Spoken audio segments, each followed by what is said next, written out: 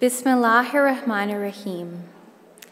President of the Aga Khan Council for Canada, Amir Ali Qasim Laka, and President of the Ismaili Council for Ontario, Salim Banji, Jennifer Bernard, Dr. Simone Vigod, Marcia Gallinger, Greer Slyfield Cook, Dr. Sheila Lakhu, esteemed leaders, honored guests, and dear friends, good evening and welcome. My name is Nisha Hussein Shamsi, and I will be your MC this evening. It is my distinct pleasure to welcome you all to the Ismaili Centre Toronto in celebration of Bell Let's Talk Day. Tonight, we welcome esteemed leaders from the Women's College Hospital for a panel discussion on healthy moms, healthy families, breaking down barriers to maternal mental health care. Let us begin by acknowledging the rich and enduring history of Indigenous peoples in Ontario. We acknowledge that this land we gather on today is the traditional territory of the Wendat, the Anishinaabeg, Haudenosaunee, Métis, and the Mississaugas of the Credit First Nations. The treaty that was signed for this particular parcel of land is collectively referred to as the Toronto Purchase and applies to land east of Brown's Line to Woodbine Avenue and north to Newmarket. This territory is also covered by the Dish with One Spoon Wampum Belt Covenant, an agreement to peaceably share and care for the land and its resources. For those of you joining us for the first time, this center is part of a global network of 6 Ismaili centers, each architecturally unique, yet designed to reflect a mood of humility, forward outlook, friendship, and dialogue. Ismaili centers are spaces for social and cultural gatherings, intellectual engagement and reflection, as well as spiritual contemplation. In addition to hosting cultural and artistic performances, the centers host a series of lectures and symposia throughout the year, which bring together thought leaders and foster a greater understanding of critical issues. These lectures encourage exchange and mutual understanding between diverse peoples, communities, and faiths, while broadening intellectual horizons. 2020 marks the 6th anniversary of the opening of this magnificent space, and we are delighted to have you all join us tonight on Bell Let's Talk Day to engage in dialogue on barriers to maternal mental health care. We encourage you to share your learnings from tonight's event on social media using hashtag Healthy Moms, Healthy Families and hashtag Bell Let's Talk. During tonight's presentation, we will hear about the wonderful work being done by the Women's College Hospital in breaking down barriers to maternal mental health care. I would like to give you a brief background on our first speaker before I welcome her to the stage. Dr. Simone Vigod is an associate professor in the Department of Psychiatry at the University of Toronto and chief of the Department of Psychiatry at Women's College Hospital. Her background includes an honors Bachelor's of Science in Psychology from McGill University, a medical degree and psychiatric residency from the University of Toronto, and she also holds a Master's of Science in Clinical Epidemiology from the University of Toronto Institute for Health Policy, Management, and Evaluation. Dr. Vigod's research addresses disparities in healthcare for individuals with psychiatric disorders, with a specific focus on women across the lifespan, as well as on equity in access to treatment for diverse populations.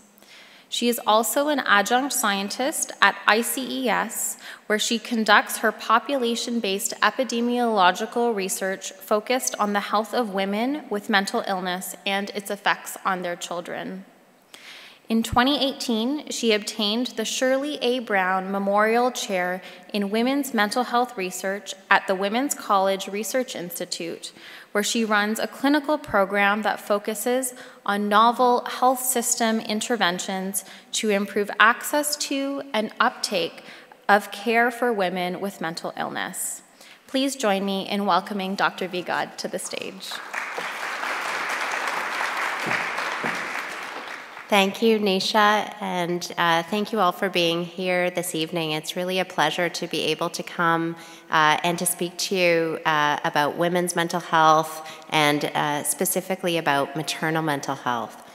What I've been tasked with in the first part of my presentation before we sit down as a panel is to tell you a little bit about how we think about women's mental health at Women's College Hospital and what kinds of programs that we have that are related to maternal mental health, but also to women's mental health more broadly.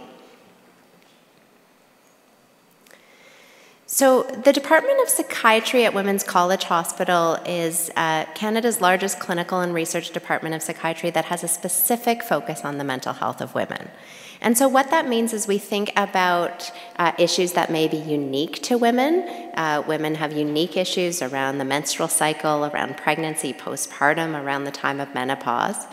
And also issues that disproportionately affect women when women are vulnerable, experiencing poverty, addictions, or women are also disproportionately affected by childhood emotional, physical, and sexual trauma and then experience complications of mental illness. Together, we see about 30,000 patients each year. Many of them come from the Greater Toronto area, but patients also come and see us from around the province, some driving quite some distance from the north and from the east most often. One thing we know about differences between men and women in terms of mental health is that while men and women experience mental illness and addictions overall to the same degree, women are twice as likely than men to experience some of the more common mental illnesses like depression and anxiety, but they're 3 times more likely to experience problems accessing mental health care. And this can be for a number of reasons. Some of those reasons are really practical, not having someone to watch your children, not having enough money to take to park or to take the TTC to an appointment, related to stigma and shame, or to other factors. Sometimes women fulfill really a sandwiched caregiving role, where between caring for children or older parents, they really have no time to access help for themselves.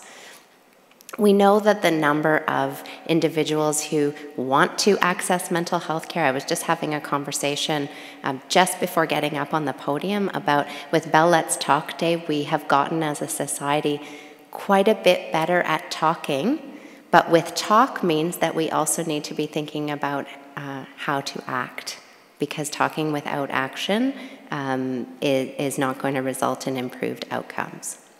And so this number is going to grow exponentially, and we need to think about how we can, the number of people who want care is going to grow exponentially, and we have to think really creatively about how we can get people and women the care that they need.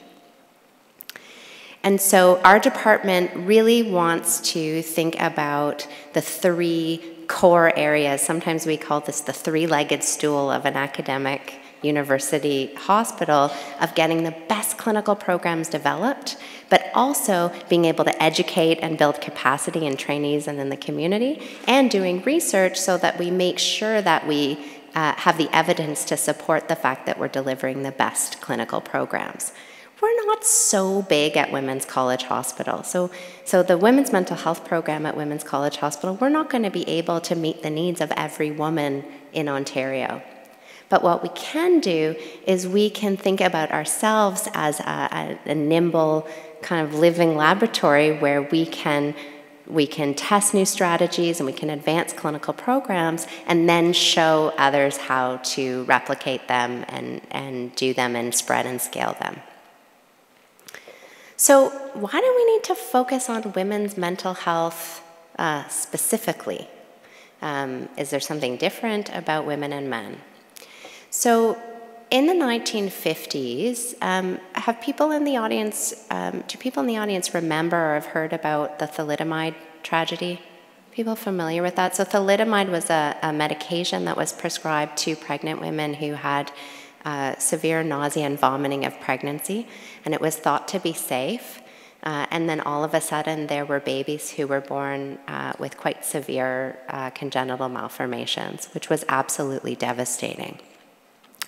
But one of the things that happened in the backlash of that devastation was actually that the National Institutes of Health in the US and federal organizations here in Canada said, oh my goodness, we better not do any research on women who might possibly be pregnant.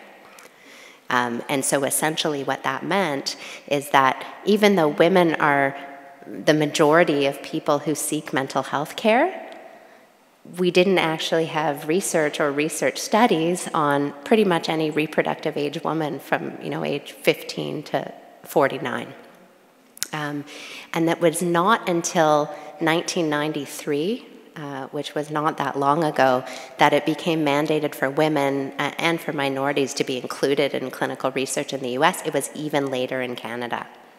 And it's still not even routine to be thinking about sex and gender when we deliver clinical care and education or research. So we still have a long way to go thinking about what are the specific needs of women. So one of the programs that we have at Women's College Hospital, this is one of our general psychiatry programs. We've really taken a focus on what's the best way to meet the needs of women in general, whether they're mothers or not, who have depression or anxiety, taking into account this idea that they're often caregivers for others in their sphere, even when they need mental health care, barriers that women face, whether it's poverty, whether it's trauma, these are real. And especially often really creates problems with them getting in person to an institution like a hospital. So our general psychiatry program really strives to meet women where they live. And so what we've been doing is, instead of the traditional model of having women have to go and march up and present themselves to a psychiatrist's office, we've been working with models where we go to communities.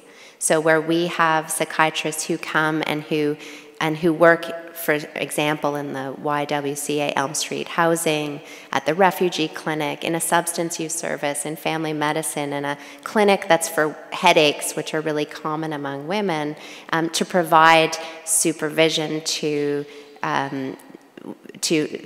the case managers or to the providers who work in those settings, and then to provide advice about psychiatric care when needed.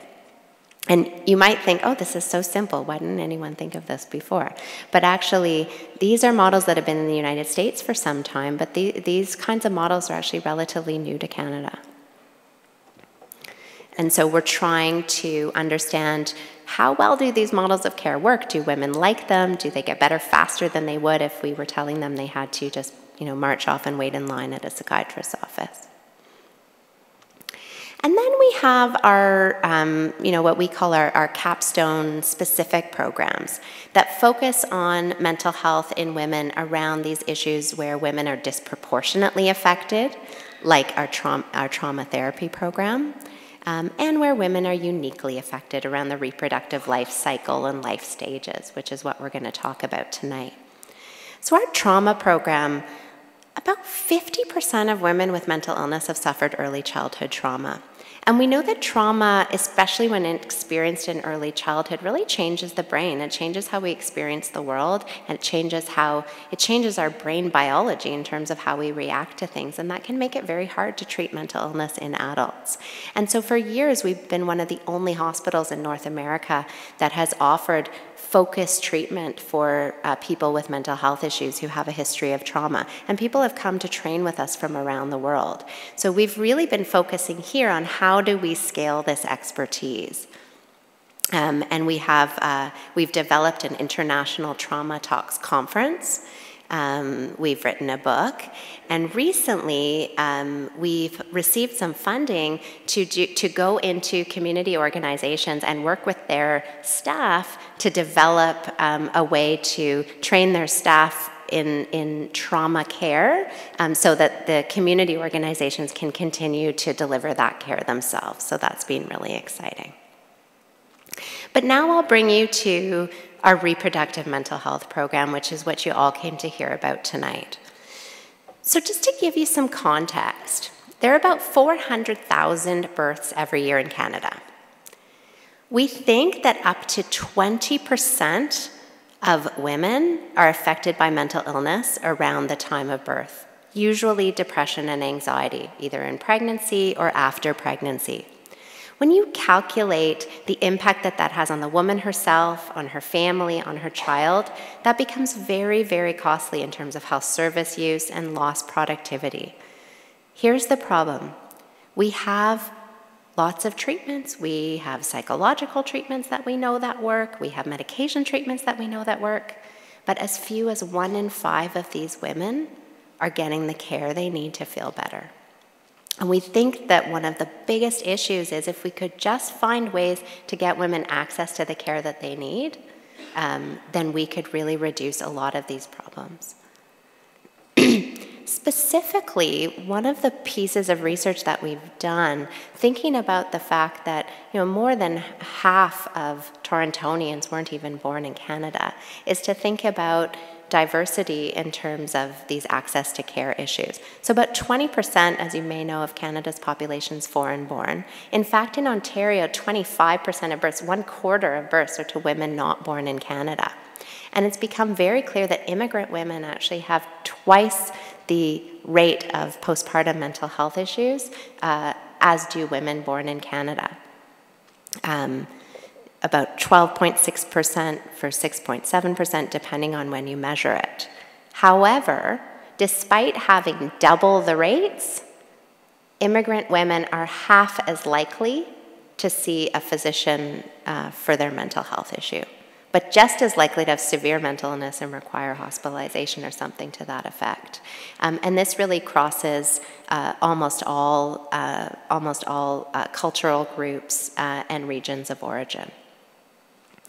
So, there are lots of reasons for why immigrant women might have might have a higher risk of postpartum mental health issues. A lot of this probably related to social support, income, poverty, but also women report a lot of barriers to access, stigma, poor cultural acceptability of the kinds of treatments that we have, and often simply not being able to get to care. So at Women's College, we've been really focused on how can we address some of these gaps and barriers. And we've taken the idea of saying, we have to think about some of these creative ways that we can find women, identify new treatments for them. So we launched about 2 years ago an app that women could download, screen themselves to see if they might be experiencing postpartum depression, and then we could direct them to resources. So we developed this app that women could use, and actually we launched it across Canada, and over the course of about 2 years, we had almost 1,200 women download this app, screen themselves, direct themselves to treatment. And these women told us that this was like their only in to getting care, and that they really loved the fact that they didn't have to go and see their doctor necessarily, or disclose it, and that they could do this privately in a way that they didn't feel ashamed, that they could sort of fiddle around and then get treatment when they wanted. We've also experimented with this concept of anonymity with one of our programs called Mother Matters, which is an online postpartum mental health support group where women can log in. They speak to one of our therapists privately, but they can log in to this site. They can post 24 hours a day to a therapist-facilitated therapy site. And when we compared women who had used this site compared to women who had had to get in-person treatment, we found that the women did just as well after using the online group program, and they reported much less hassle, lower costs, and a lot more comfort. And then we repeated this for delivering psychological treatments, and then even for delivering psychiatric care. And although at some times some of the women said, sometimes it's really nice to come in person, I like the personal thing, but gosh, when that baby was crying, or I couldn't make it, or it was cold outside in the Canadian winter, that was really, really helpful for me. So as we're moving forward, in kind of trying to redesign how we deliver care, and we'll tell you, quite a bit about our programs and how we're trying to help women with access. We have babysitting on site, we do evening groups, and we're really trying to leverage some of these virtual care opportunities. We are really interested in feedback from diverse communities about how we're going to make sure that we can deliver these interventions so that they are helpful for everyone. So I think I will leave it there as an introduction to our panel, who can then tell you a little bit more about our programs and answer questions about maternal mental health.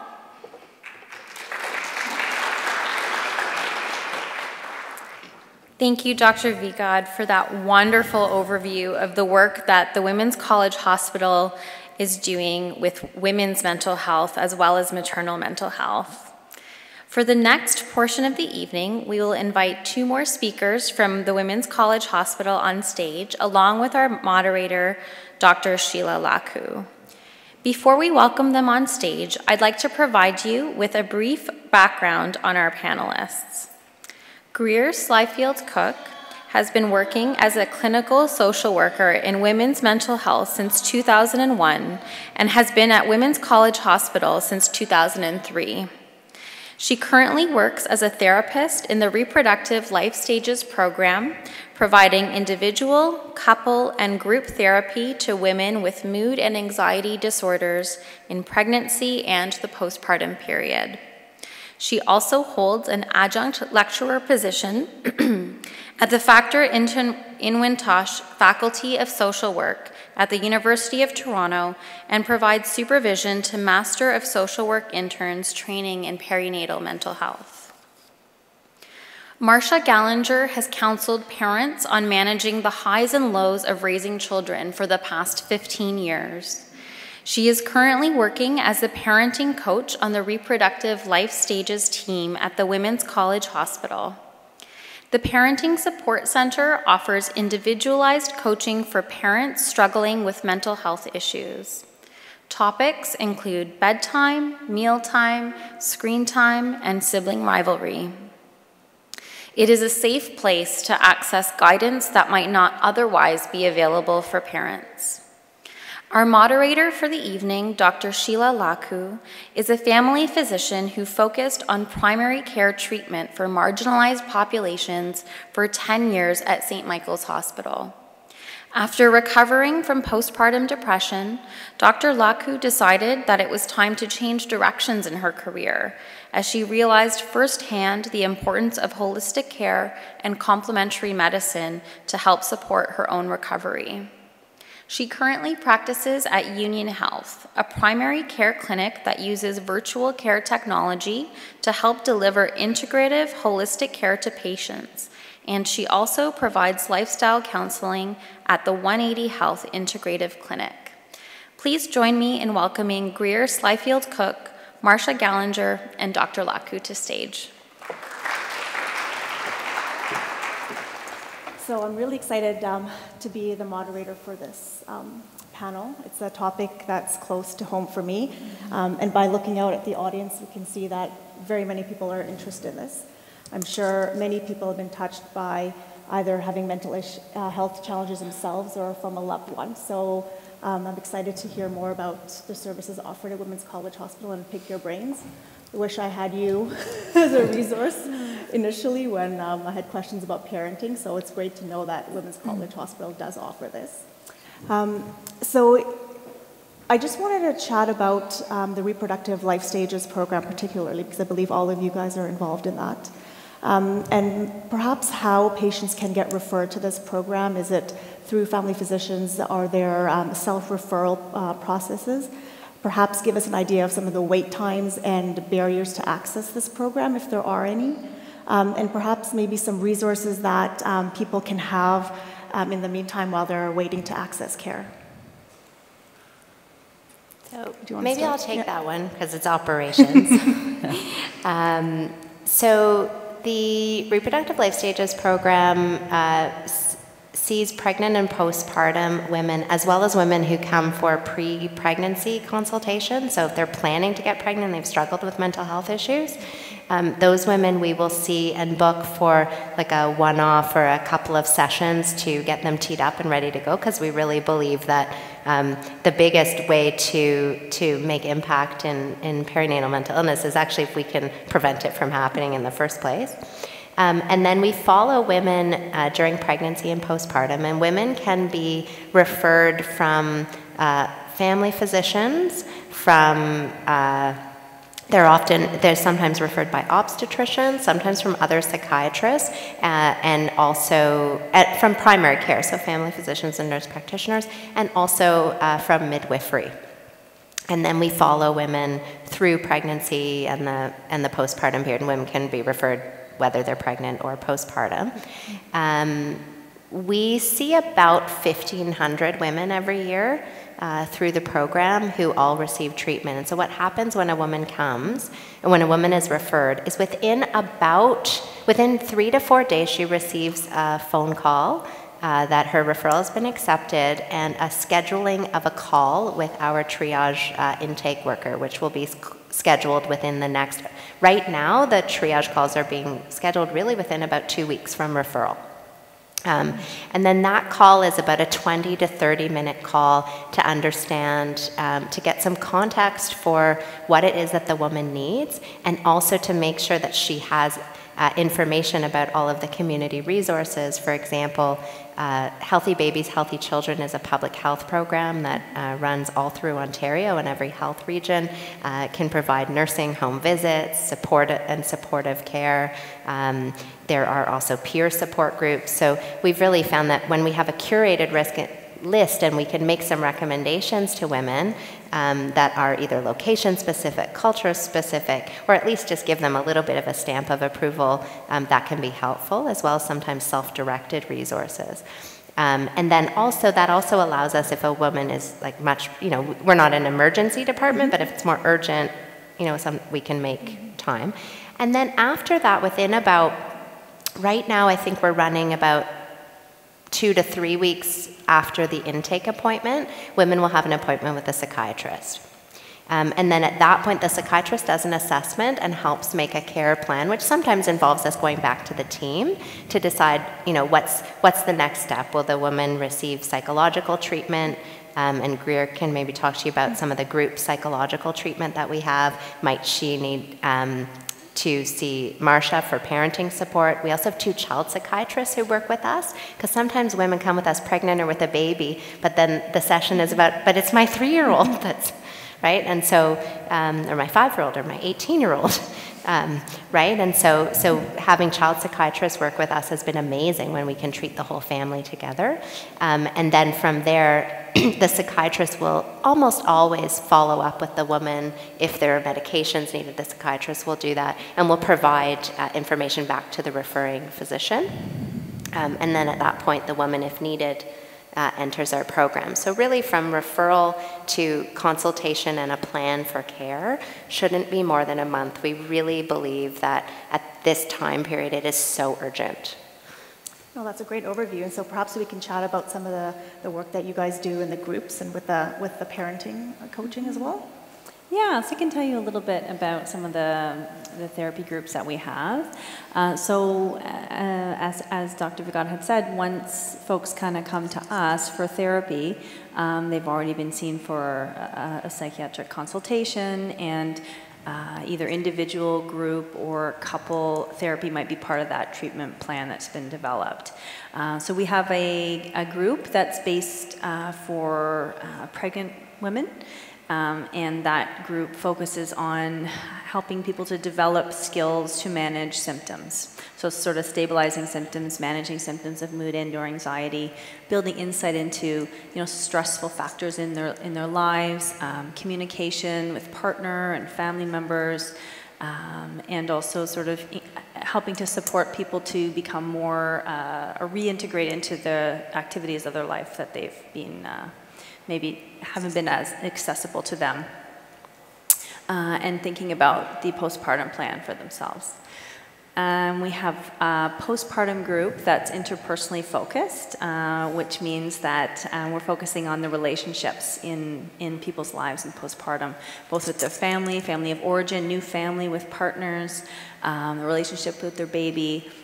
So really looking at how mood and anxiety or the adjustment struggle is impacting parenting, as well as how the parenting, the stresses of everyday parenting is also impacting people's abilities to manage their mental health. We have a couple group as well, and that is sometimes offered in the evenings, so that's accessible to partners who might be working. And for all of our groups, we have Stella's Playroom, which is a daycare provision in the hospital, and it's actually on our floor, which is very helpful. And that can be helpful for folks who don't have childcare outside of the hospital, or maybe even, are having some struggles with anxiety. Often people might struggle with being separated from their baby for the first time, especially if it's a first time, as a first-time parent. So that's something we can kind of work with women around, sort of knowing that their baby's going to be there just a few doors down, and kind of work with them around how they're feeling, being separated, being in a group, and carving out a little bit of time and space to talk about what's going on for them and taking care of their own mental health, prioritizing that. And then we also have a mother-baby group, which is really focused on both the mom and the baby as the client or as the patient. And in that group, we're talking about the impact of childhood, either adverse life events, trauma, abuse, and how those very significant life events can impact one's ability to parent, connection with baby, image of yourself as a parent, and yeah, that's that group. Yeah, what people always, all I was going to say was, what people always ask me is, can I bring my baby to, to my appointment? Like, can I bring my baby to therapy? And I would say, I don't know if you would agree with this, but I would say a lot of women are shocked when they say, like, of course you can. Yeah. Right? Yeah. And so when we talk about, these mindfulness or this skill building, often we're talking about it, teaching people to do that at the same time as they are juggling that's right. a baby, right? Yeah, and I mean, I think often when folks come in and they're thinking about mindfulness in the way that they may have accessed it before, maybe like taking a 1-hour yoga class or going out and carving out some time or having a time before bed, that's not accessible when you have a baby, right, or when you have children. So we're really looking at how can we kind of splice down into the most tiny little micro accessible mindfulness practice. And as Dr. Vigod said, doing that with baby, right? So we'll have groups where babies will be crying or people will be feeding babies, and we'll be doing guided mindfulness in that way, right? And helping to kind of pay attention to what's actually happening inside and carving out that little bit of time to do that, even if it's just a couple of minutes. And then there's the Mother Matters online group. And for that group, it is open to any woman in Ontario who meets a couple of criteria. Babies under 12 months, and we have a questionnaire online. And so women can actually apply online on the Women's College Hospital Mother Matters page on the website. It's open right now, actually, for the spring groups. And this one, no referral needed. Yeah, women there's no referral. So it's sort of like a self-referral, although it's in the form of like an application online. And then I make contact with people by phone. Yeah, and so really what Mother Matters is, in a sense, is a lot of the aspects of our in-person postpartum group that we've kind of formatted and put online to be accessible for people all over Ontario who maybe can't access mental health or even more specialized like perinatal mental health services, childcare, that kind of stuff. Yeah. That's really comprehensive. Would you like to add anything to that? So I see parents from anywhere in the women's mental health program, so it's not just my program with reproductive life stages. I'm very lucky because I have an opportunity to meet with, it's usually moms. I pretty much after 10 minutes, if Dad's not there, I try to encourage that they bring Dad to come, and they're, you know, they're pretty good. Like, or sometimes dads are just come with, and I can talk about anything from, it's interesting, like you're saying, that I do see the moms with the babies, but they're not usually there to talk about their baby. I mean, they bring their baby because they have to bring their baby. They, you know, they breastfeed, but they're usually there to talk about their toddler, how they're having a difficult time, you know, integrating the new baby with the toddler. We talk about, you know, sibling rivalry, a lot of sleep training. That's a big part. But I also do see parents that have teenagers. So that's a whole other story about, you know, teenagers' moodiness, not school refusal, too much screen time, you know, talking back, chores, you name it, we talk about it. So it's very unique, and it's really great. Great. And I also have an opportunity working with the 2 child psychiatrists, so sometimes we'll do family, like from family therapy, so we'll see the mom and the dad and the child at the same time. And also have opportunities, usually if there's some older kids, the parents say, like, can't you see my child? And I say, I can sometimes if they'll come in with their mother or their father. So it's a great, unique program, and it's been working out amazing. That's awesome. You know, the one thing I'll just add that we didn't say was the couples group that we started doing, that isn't only for the woman with struggling with postpartum mental health issues, that the partner, whether it's a man or not man partner, but that the partner could also be. So we would have, we're allowing people where both partners are struggling or only one is, and it actually doesn't matter which one. And that's been a really interesting, because when you think about mental health care traditionally with men, it's really hard to get the dads to come in for care, and this has been kind of I think a really good hook, especially when you offer babysitting and you offer it at 4:30, 5 o'clock.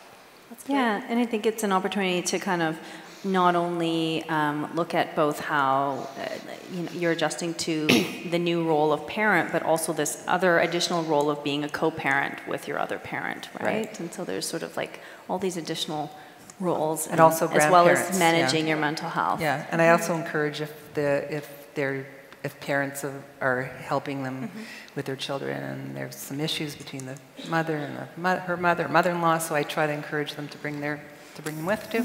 See the whole village, right? Yeah. Okay. Yeah. So this leads to the next Yeah, question. we've had family members come into sessions. Partners, we try to encourage, as one of the therapists, when folks come in for individual therapy, as much as possible, we invite them to bring their partner, at least once or twice to kind of meet, touch base, and sometimes also other family members will come.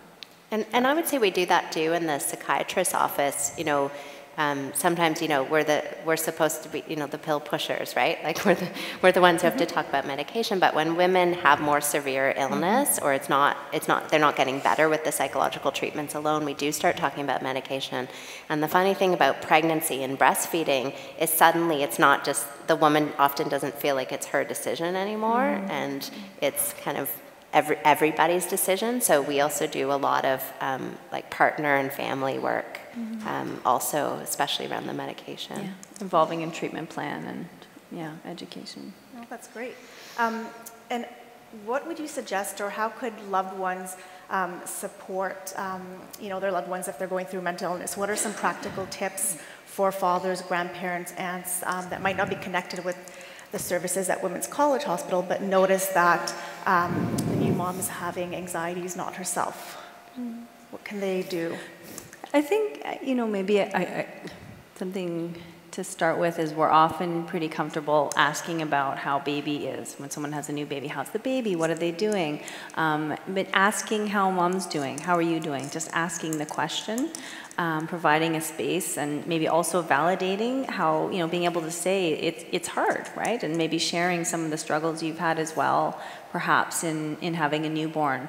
But I think being able to ask questions is important, because we might have a picture in our mind of what someone looks like, what a new mom might look like if she's struggling with depression, maybe, not getting out of bed, maybe visibly very sad or tired, but that isn't always how it presents, right? You might have someone we see a lot of women who don't appear that way, right? Who are functioning, are getting out of bed, caring for their children, maybe caring for their elderly parents as well, doing all of the things, but maybe inside are really struggling with a lot of symptoms. So I think being able to kind of ask some questions and provide some space. And in terms of practical pieces, I think when you're thinking about going to visit someone with a new baby and wanting to help out, I think sometimes if you ask an open question like, what do you need or how can I help, moms, especially if they're maybe sleep deprived or they're struggling with anxiety, depression, may not know how to answer that question. So it might be helpful to actually give a menu. Can I bring you some groceries? Can I make you a meal? Can I take the baby for a walk? Can I do those things? It might be a little easier for someone to answer those questions if they have a bit of a menu or a bit of some options. Those are some things that kind of come to mind for me. I think for me, something that I find women struggle with and families struggle with is they always ask me, well, how do we, like everyone struggles, so how do we know if it's a mental health problem? Right? Like what if it's just that baby blues and it's just a bit emotional? How can you tell the difference, right? And so I often talk to families about, it's one thing to feel sad for a minute and then a few minutes later you feel okay, right? Or you feel overwhelmed, but then you take a bath and you feel better. Or you wake up in the night, a terrible nightmare, and think, oh my God, I haven't fed the baby in 24 hours. But then you feel better. Right? Or you stand at the top of the stairs holding the baby and you suddenly think, oh my God, I'm going to fall down the stairs. But then 5 minutes, you're better. It's when it won't go away and it sticks and it sticks and it won't, like when it can't let go and it won't go away and it's not improving. And to say like, that's A, not just adjusting and baby blues, but B, there's help for it. Because there's so much guilt and shame that people have, that women have around, I wanted this baby, I should just love, I should just love this baby. And so for partners and family members to remind people that you can love your baby and have wanted your baby very, very much. And at the very same time, you can be struggling, you can be resenting all the caregiving, that those things can exist together. And I think if partners and families can help remind women of that and take away some of the guilt and shame, that can be really, really, really helpful. Yeah, because I think often women will sort of see this, see their the symptoms or the struggle as a reflection of their character or their ability, right? Rather than it being something that is, real and treatable. So how can we, as a community, address some of the, the guilt and the shame, especially we're talking about like minority communities and lack of access purely for cultural reasons, or the stigma associated with that? Besides like talks like this, which are great, what are other things that we can do as a community to help break down some of these barriers? Well, I think that's a really good question, and I was actually kind of having this conversation prior, and to say, just like I was talking about all of these, interventions were developed on men and not women, now we have to start thinking about a lot of interventions, like let's just take even, for example, a psychological therapy like cognitive behavior treatment. These were tested primarily in, sort of Caucasian, very highly educated, non-marginalized communities. And now we have to start thinking about all different aspects of diversity, diverse cultures, diverse socioeconomic statuses. And so how do we, actually I think some of it is figuring out what do different communities need, and actually working with communities and partnering with communities to say, well, you know what, we actually have to ask the people, what is something like Mother Matters, an online group, like when they look at Mother Matters, do you see yourself in this, in this intervention? Like why or why not? And if not, we need to figure out how to deliver it effectively. And some of that work is starting, but we are nowhere near, I think, where that work needs to be. And so I do think bringing communities on board is a very large plus, because that then breaks down barriers around mistrust or misunderstanding and kind of lends credibility and validity to what we're offering. So I don't know if that was kind of the answer you're looking for. It's great because Women's College Hospital, you guys are offering services where individuals are, right? So perhaps looking at more community centers where there are certain cultural groups that are coming together, having more of a dialogue, and women helping women, and opening up and sharing stories, I think is really powerful. That's a great way. So as women, I'm going to ask you what self-care techniques you guys use for yourself, perhaps, and what would you counsel, say, a woman who's thinking of getting pregnant, or a woman who's pregnant with risk factors for developing postpartum anxiety and depression, so that we can hopefully prevent, further crisis? What are some practical tips that we can offer women? Facts. All right, facts. So, biggest risk factor for postpartum depression anxiety is untreated depression anxiety in pregnancy. So, don't wait, don't think, oh, like it's going to get better when I'm sleep deprived and I have an infant to take care of, right? And then to start thinking about all the things that we know improve mental health around, making sure to get enough sleep, eating regularly, exercise. Really, the other big risk factor for postpartum depression anxiety is lack of social support.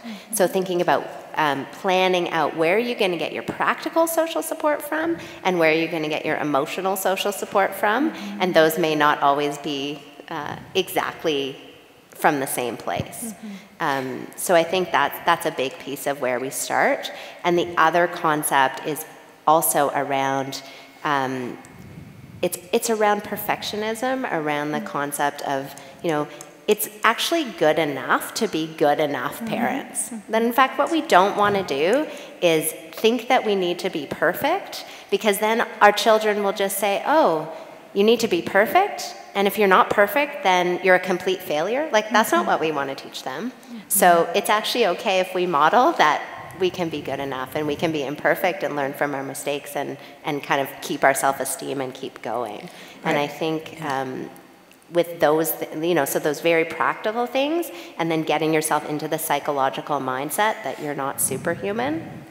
And I was just going to add that, I was just going to add that a lot of moms, no one ever tells them that they're doing a good job. So I find that that's a huge breakthrough when we're discussing what's going on in their house, and I say, you're doing a great job. And then that's when they'll start to cry, because no one ever validates that. Yeah, I mean, I think just building on some of the things that Dr. Vigad said about in pregnancy, I think looking at expectations for the postpartum, both what are your own expectations of yourself, right? Actually having that discussion, if you can have that discussion with your partner, what do you expect of yourself? What do you expect of your partner and each other? Sometimes things can rise up, and you can maybe have a chance to kind of challenge some of those and maybe see that there's some unrealistic aspects there, perhaps. And the other piece is that I think some of the coping strategies, you asked about that, like self-care and coping strategies that are available and accessible to folks when they're pregnant or when you don't have children, become either less accessible or inaccessible, whether that be your social activities, engagement, your work, physical stuff like going to the gym or working out or yoga or meditation, whatever it is you do. And so that's a huge part of, I think, the isolation and kind of the disconnection that people can feel that can be an exacerbating factor or a perpetuating factor of some of the symptoms that people are experiencing. So setting up, it may not look how it is now in pregnancy for you, but in what ways are you going to be able to still access your social support network, be physically active, and thinking about what that's going to look like. Yeah. Those are great things to think about. And I think in my practice now, when I see women who are planning pregnancy or are pregnant, I spend more time going through that because of what I went through personally. And I think as primary care workers or anyone that is in the healthcare field, asking is the biggest thing. And I don't think we do as much. We're getting better at asking about mental health issues and anxiety. But I think the more we ask, the more we'll get answers, and we'll be able to intervene at the right stage and hopefully have better outcomes. So that's great. Thank you so much, Dr. Vigad, Marsha Gallinger, Greer Slyfield-Cook, and Dr. Laku, for taking the time out of your incredibly busy schedules to share your insights with us today. We're deeply grateful to you for sharing your knowledge, leading an inspiring and thought-provoking discussion on women's mental health care and maternal mental health care. And we hope that this presentation has raised awareness on the work that's being done on this issue at Women's College Hospital, one of the leading institutions here in Toronto. With that, I'd like to invite Jennifer Bernard, President and CEO of Women's College Hospital, to offer some remarks. Ms. Bernard.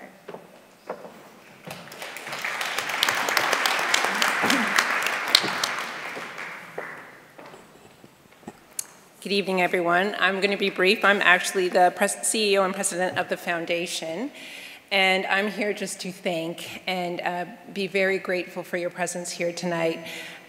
It's so appropriate that this is called Let's Talk, Let's Talk Night. This entire evening started with a conversation. I had the privilege of meeting Roxana Sultan, and she came by the hospital for a tour. And she was so enthusiastic about the things that we were doing. We started talking about the Ismaili Center and what you're doing, and I came here for a tour. And I was absolutely blown away. It was so apparent how much this community cared about education, about socializing knowledge, about spreading information, and really the way the building was presented to me, how deeply thoughtful the community was. And I knew that because Women's College Hospital really thrives on partnership, we had to find a way to work together. So that's how this night began. It's also ironic that the very first thing I did as the CEO of the foundation was come to an event at the Aga Khan Museum that we hosted. So this community has been in my life right from my very first days at Women's College Hospital. I'd like to thank this wonderful team up here, and I say team because we are a team at Women's College Hospital. As you can imagine, Dr. Vigad is incredibly busy, as is the entire panel, and they leapt at the opportunity to do this because we do thrive on partnership. I'd just like to say that I've very much asked the team not to just focus on the issues around mental health, because I think many of us are so aware of the issues, but provide people with some solutions and some hope, and really talk to where they can get some help. Because I'd heard so many times when people have said, you know, you've told us all the problems, but where can people find the solutions?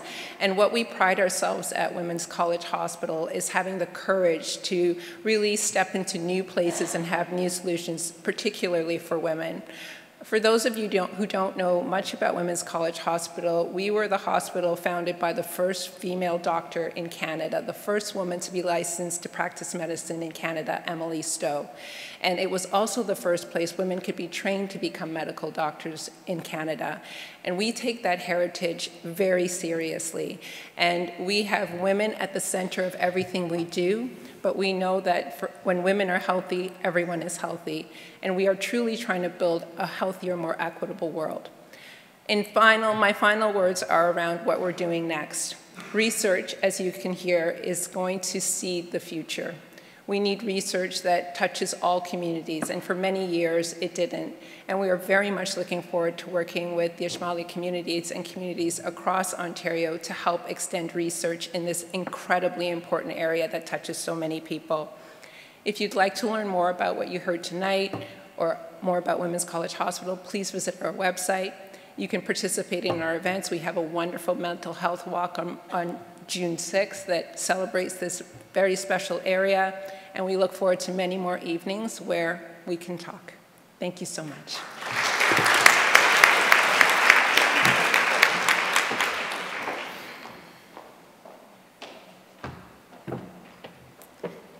Thank you, Ms. Bernard. To conclude this evening, I'd like to invite President for the Ismaili Council for Ontario, Salim Banji, to offer some closing remarks.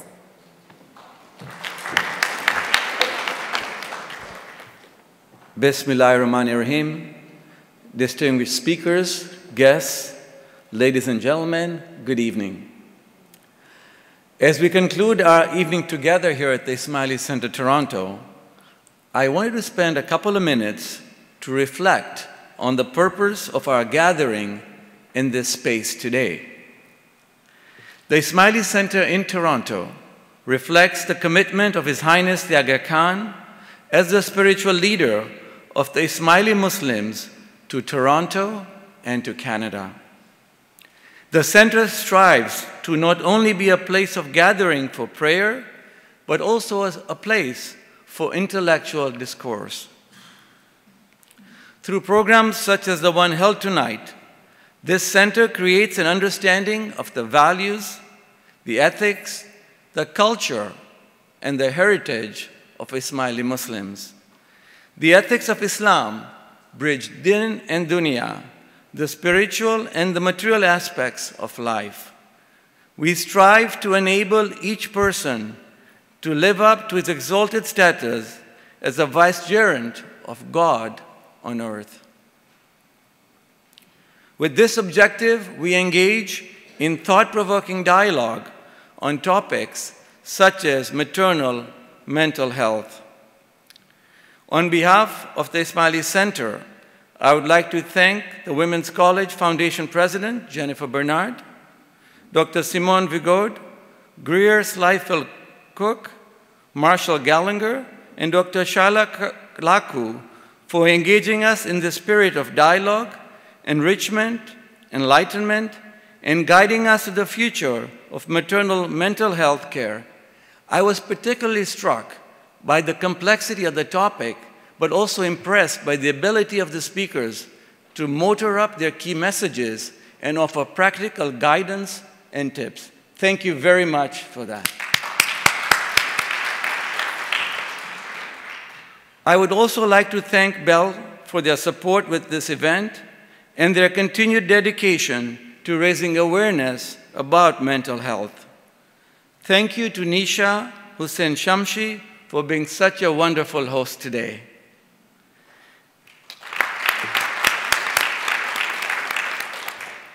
If you could please accept, we would like to present our panelists with a small token of appreciation.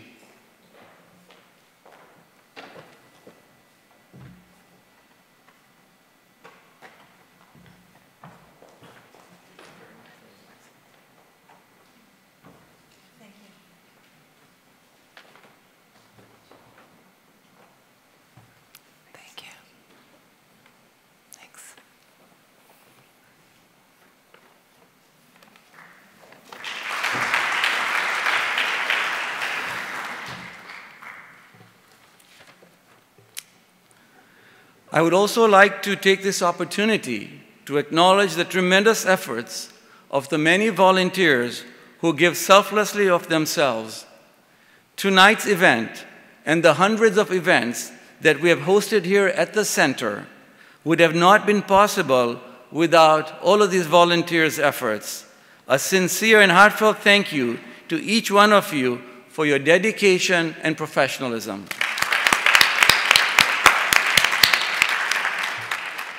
And finally, to you, all our guests, thank you for joining for this thoughtful and very engaging presentation. It is our hope that through forums like these, we're able to impart impactful and thought-provoking ideas and some food for thought on your journey to reaching your highest potential. We hope to see you at the Ismaili Center Toronto again soon for more programs that encourage the search for mutual understanding amongst all communities and cultures.